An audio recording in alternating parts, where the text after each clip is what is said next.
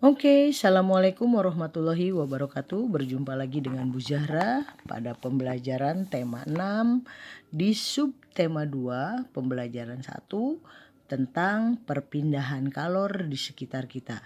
Seperti kamu sudah ketahui, kalor itu sendiri adalah nama lainnya panas ya. Jadi yang akan kita bahas di sini adalah mengenai perpindahan panas atau kalor dalam kehidupan sehari-hari atau di sekitar kita.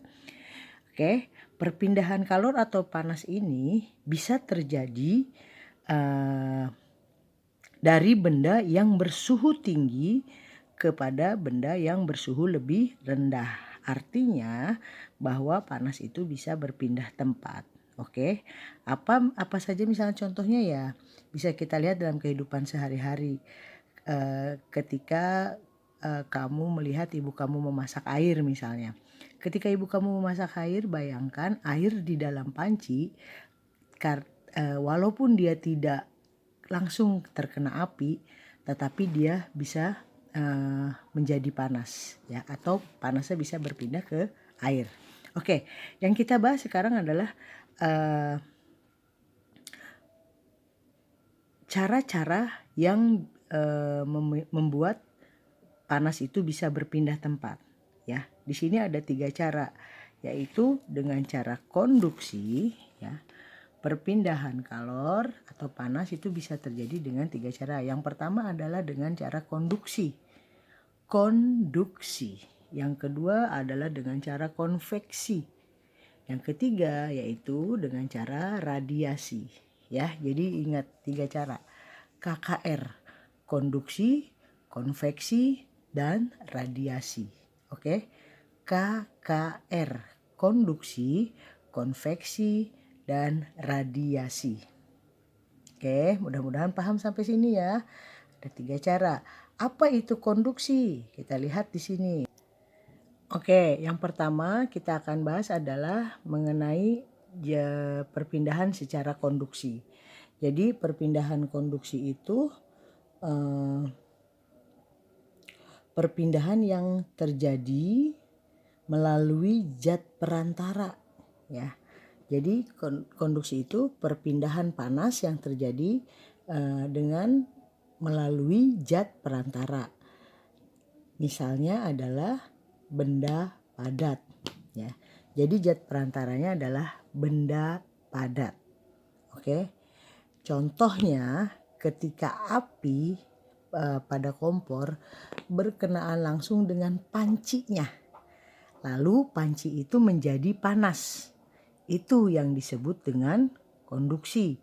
Atau misalnya setrikaan kena mendapatkan aliran listrik dari elemen listriknya. Maka ketika setrika disambungkan kepada listrik, setrikaan tersebut menjadi panas. Itu konduksi. Kuncinya konduksi itu biasanya terjadi pada benda padat. Oke. Yang kedua misalnya lagi kayak misalnya knalpot motor. Ketika motor dipanaskan, knalpotnya akan menjadi panas. Nah, itu yang terjadi adalah perpindahan panas atau kalor dengan cara konduksi. Ingat ya, melalui perantara, kemudian bendanya biasanya adalah benda padat. Sorry nih Bu Jara habis spidol. Oke, seperti itu. Bisa dimengerti sementara contoh-contohnya, kalian bisa cari contoh yang lain, right? Oke, selanjutnya kita bahas tentang perpindahan panas secara konveksi. Konveksi ya. Jadi perpindahan yang disertai dengan perpindahan zat perantaranya. Jadi perpindahan panas yang disertai dengan perpindahan zat perantaranya. Biasanya terjadi pada zat cair atau gas ya.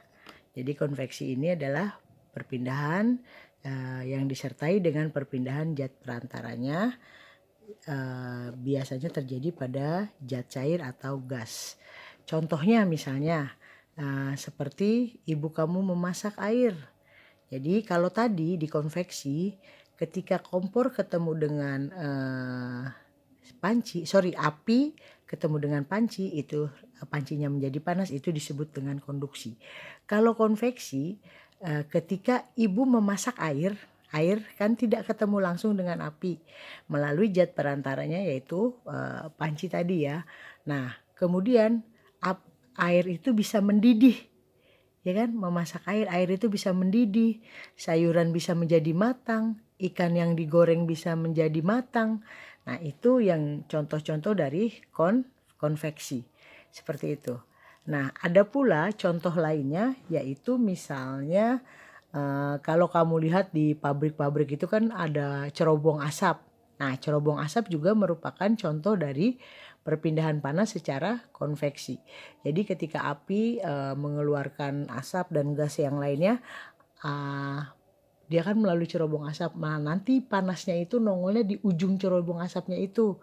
Atau misalnya kalau di rumah kamu ada ventilasi udara, lubang angin. Nah, lubang angin itu juga merupakan contoh dari konveksi. Kan kalau kita di dalam ruangan nih kayak di kelas gini kan, di kelas itu kan kamu berlari-lari sana sini sehingga tubuh kamu mengeluarkan panas. Nah, panasnya itu bisa keluar melalui ventilasi udara, melalui jendela atau melalui pintu keluar dia berganti dengan sirkulasi atau udara yang baru. Itu juga merupakan contoh dari konveksi.